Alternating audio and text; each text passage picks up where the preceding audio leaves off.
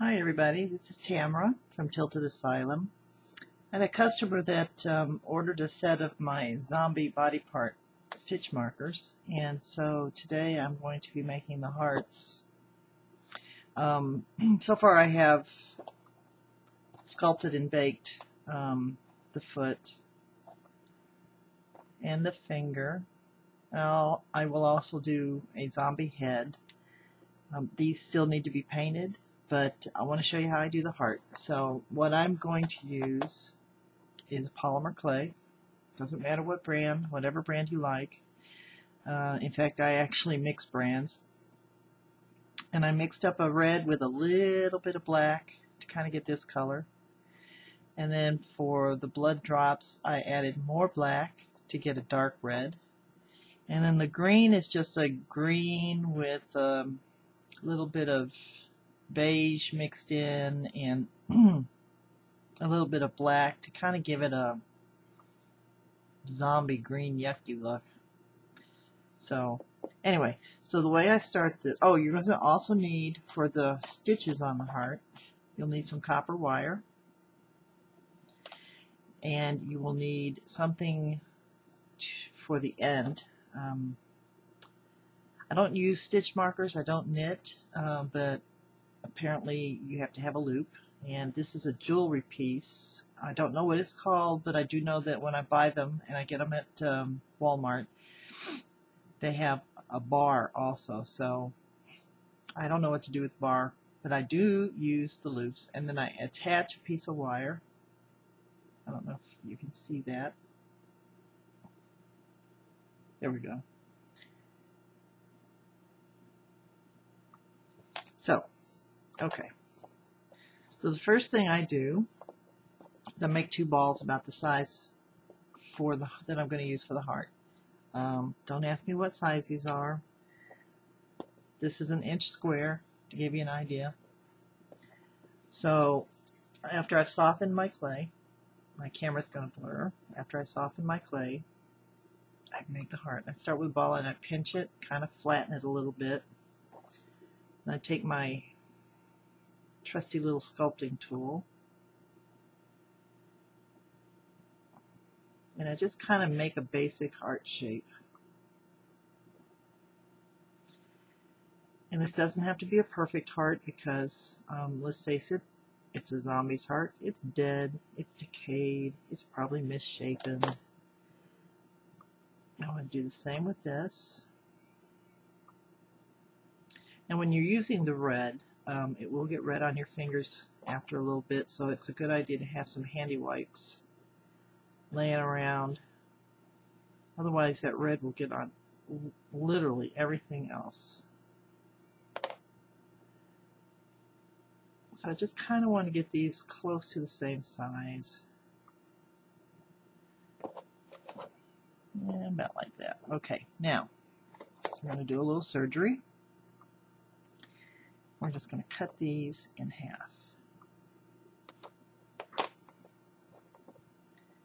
And then we will join them together.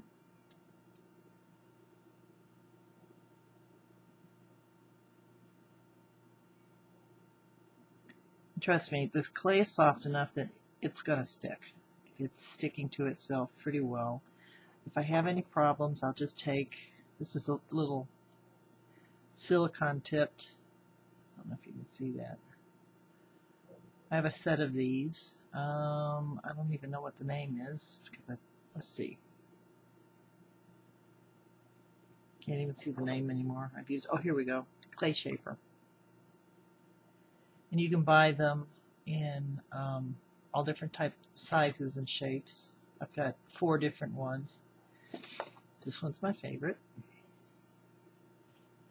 Anyway, I just kind of rub back and forth to help the seam seal. Okay. And you keep smushing and smushing until you get kind of a heart shape. Do the same thing here.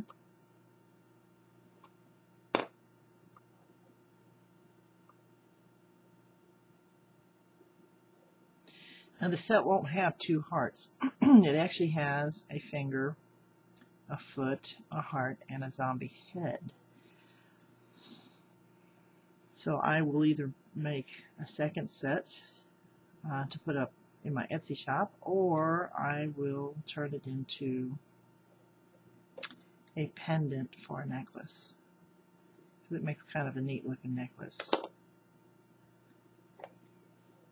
Yes, I like to wear weird things for necklaces. Okay. Anyway. Now, hold on, I'm reaching for my mouse. Next thing I want to do is make the wound on the side. And usually the way that I do that is, I like to do it on the green side because I'm going to put or paint blood, and I'm going to have blood dripping down. So with the being on the green side, you're going to be able to see that a lot better than you will on the red side. So I just start by poking, pokey, poke. And again, just to however you want it to look. I mean, it's your art, it's your wound. But I like the texture I get by poking in, because it gives it more of a fleshy, yucky, gross look. And then I want to put another one, a little one over here.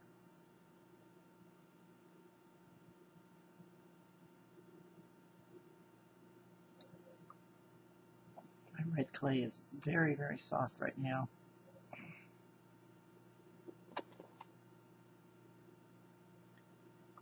Oop, kitty hair.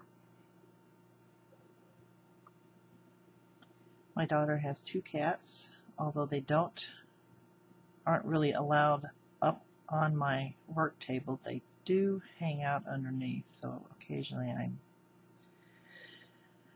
picking hair out of there. I also have a chocolate lab, and any of you guys that have labs know that when spring comes around, they start blowing out their winter coat, and she is doing it big time. I think I want one up here. I'll just do one up here.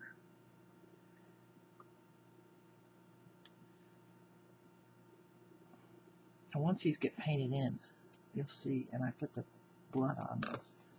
Okay, so before I add the drops, I want to do my, excuse me, my wire. That's off the head. Okay. Actually, I like this one because it's kind of grungy looking, so that'll work. So all I do is I take a piece and I bend it to be kind of in the shape of a stitch. I might have made that a little too long, no problem. If it is, I'll just trim it.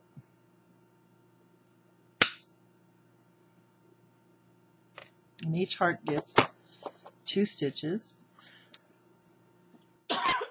Excuse me. I love spring. Spring does not like me. We have fruitless pears blooming all over this town, and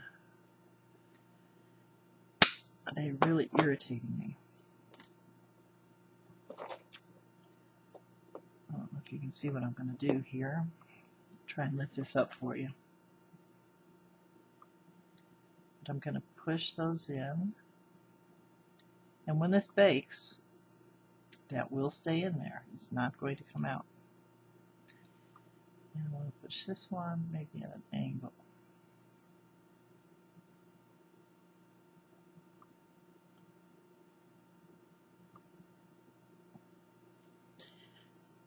And if you misshape your heart a little bit, don't worry, you can always go back in.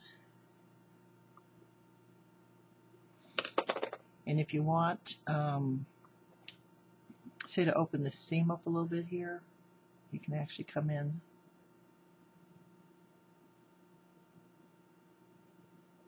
Or if you don't have something like that, you can always use a razor blade. Just be very careful, especially if you've got children around. I do not. Well, I do, but she's in her 30s and she doesn't play with my tools anymore.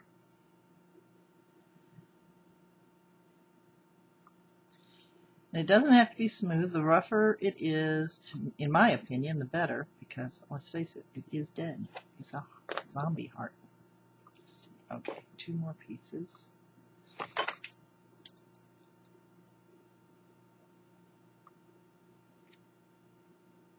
I hope you can see what I'm doing here.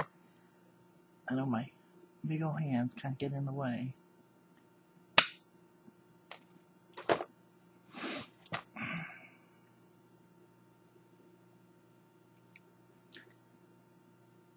I like that end. It's got a lot of texture to it. So I'll just use that. You get near the end, it gets a little difficult to bend.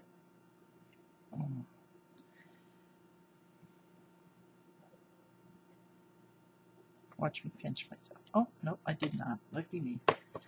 Okay. And I don't want that little piece flying off anywhere, so I'll do it like that. There we go.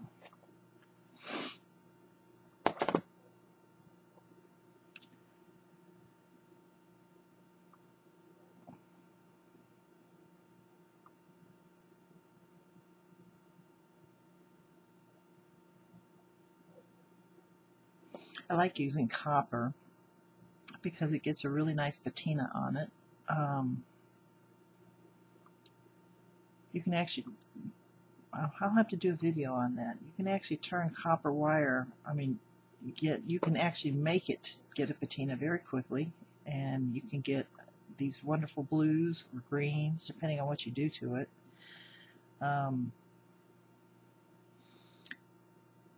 And sometimes I will do that with the wire. Let's see. Make a little part there.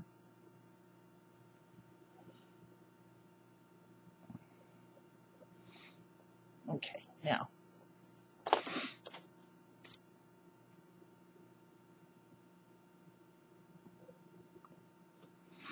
this will go in.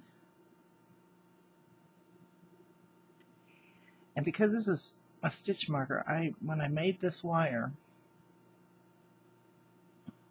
I made it with a little extra loops. Can you see that? Because I can never, it's always got a little bit of a sharp edge to it, so I always make this part longer because I want to basically bury that into the stitch marker. One, it helps to hold it in place, but two, by burying that edge, it keeps it from hanging up on anybody's yarn, which I'm sure they'd be very upset with me if that happened. So, okay. It doesn't take that long to make these. Zombie head, on the other hand, takes quite a while. And I'll do a separate video on that.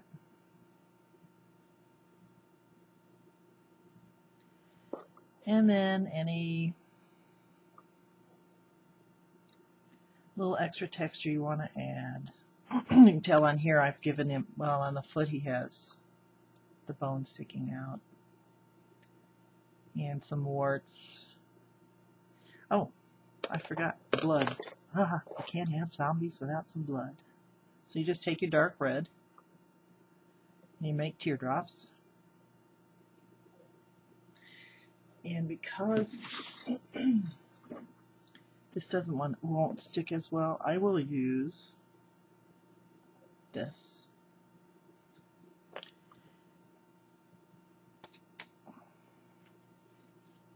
As a glue. And when it bakes, it will keep it in place. Anyway, I'm going to do a kind of a tear looking thing. Let's see, I think I want some blood running down right here.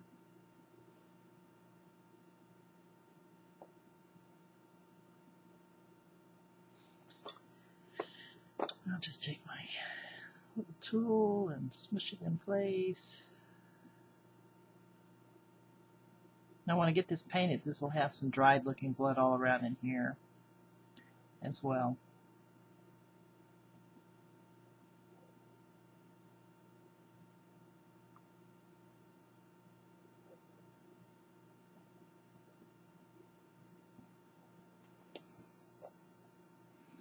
Do another one for the other heart.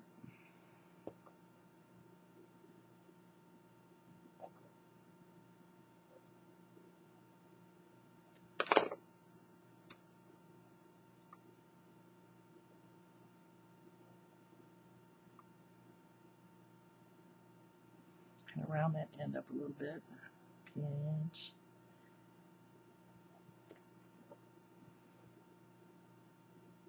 And have it running off right. Ugh, that's a big drop of blood. Don't think I want it quite that big. No problem. Easy to fix.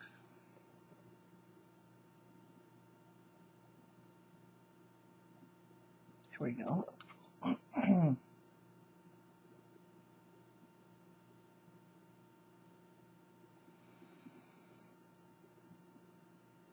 Anyway, so the next step is to bake these, which I will do, and then I will come back and show you how I paint it and antique it.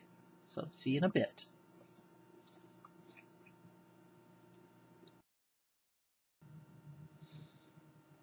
Okay, I've got the pieces baked. This is what they look like when they're baked. And so now I'm going to go ahead and stain it and paint it. And I'm using a very dark green, which is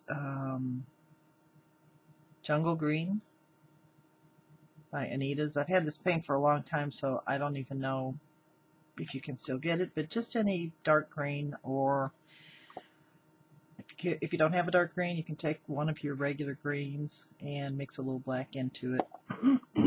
Excuse me. So I'm just going to, and this gets kind of messy. I have my makeup sponge that's a little damp, and I'm just going to make a mess. And you're going to get this all over your fingers. Don't worry about it. Basically, we're just kind of staining the surface. And then take your sponge and kind of dab it on. You'll see you start getting this really cool mottled kind of texture going on. I'm going to do the back as well.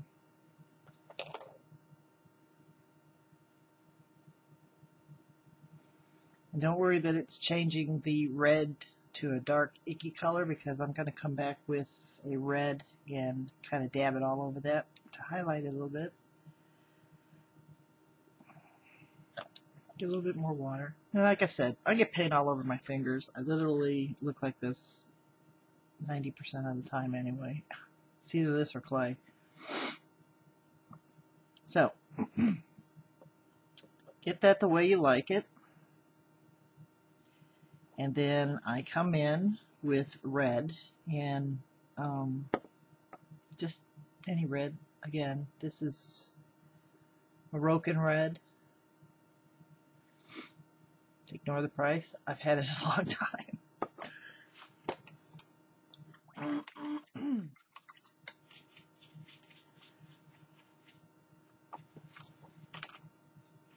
We had some cold weather come in, and it apparently has blown in a bunch of nasty stuff that is causing me to have a little bit of a plugged up throat.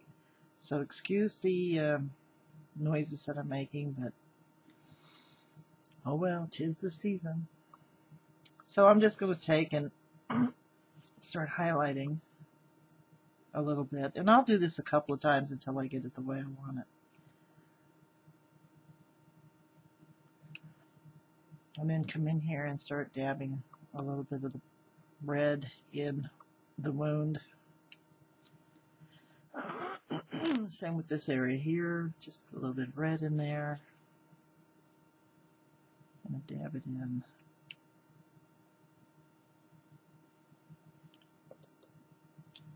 And I want a little bit, maybe, right down here, maybe along the edge. Try it on the green side a little bit.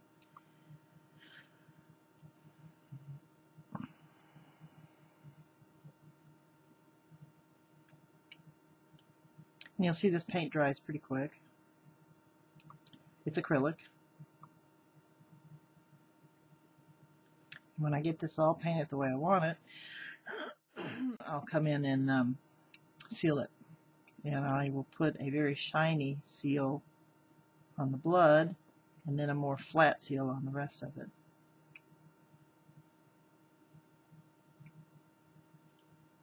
Okay. As you can see, the painting goes fairly quickly. I'm going to take my used, very loved, very used brush. You can see it's permanently stained. Ends are kind of frayed. But it's really good for, let me show you what I'm doing here.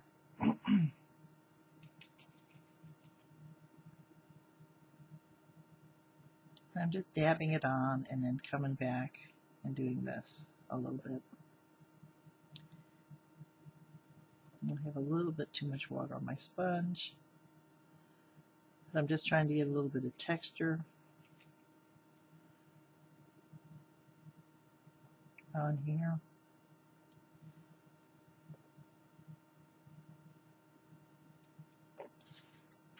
Yeah, the sponge is a little wet. And I'm not using a lot of paint. Don't worry if you get a little bit on the other side, it does wipe off.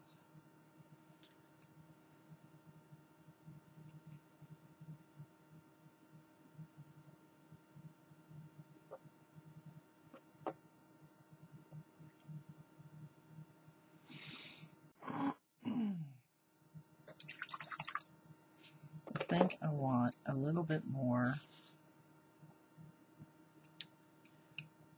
A little bit more red here.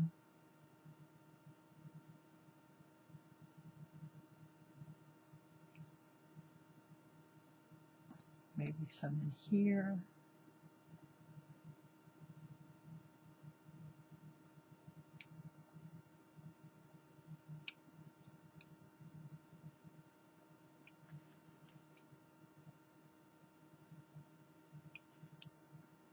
I'm just wiping my brush off to get the extra paint out of there. And I want that wound to show up better. So I'm going to take some of my green, thin it with just a teeny bit of water, and then just come in and tap it. Oh, I might have that a little thin.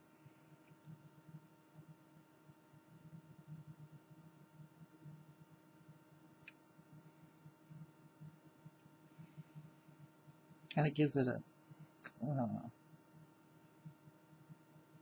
icky, dead skin. Although I think zombies would really be gray, but I like the green. I'll come in here and highlight under the blood so it pops a little bit. Give it a shadow there. Coming on this side with a little bit.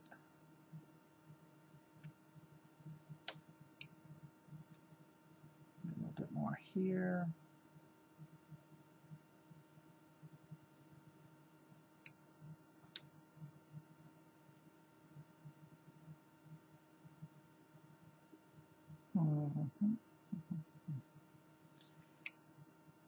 Fix my mess up here a little bit.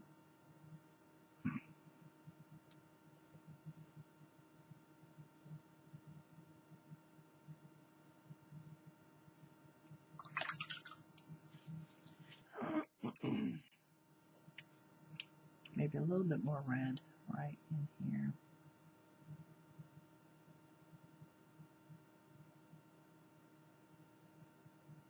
There you go. Oops, was I off camera the whole time? I apologize. Not good. See the texture. Anyway, I finished, I'll show you the other pieces. I did finish painting those earlier this morning.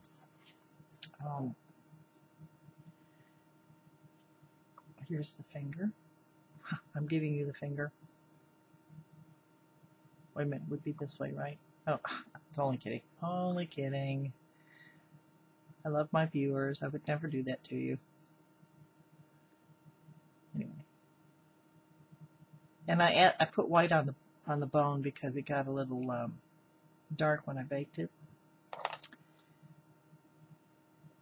Here's the icky foot. And I will sign the back of this. I've got a very, very tiny little pen so I can make an itty bitty little signature when my fingers are working right. And I did go ahead and sculpt the zombie head, even though I said I was going to do a video. And I will do a video on sculpting the zombie heads, but I'm going to have to make it bigger because these are so little. But this is the zombie head. There's a little brain sticking out. I might add a little bit more red in here. Let's see if you can see that. Come on, camera. There we go. And I made these eyes. They're also out of polymer.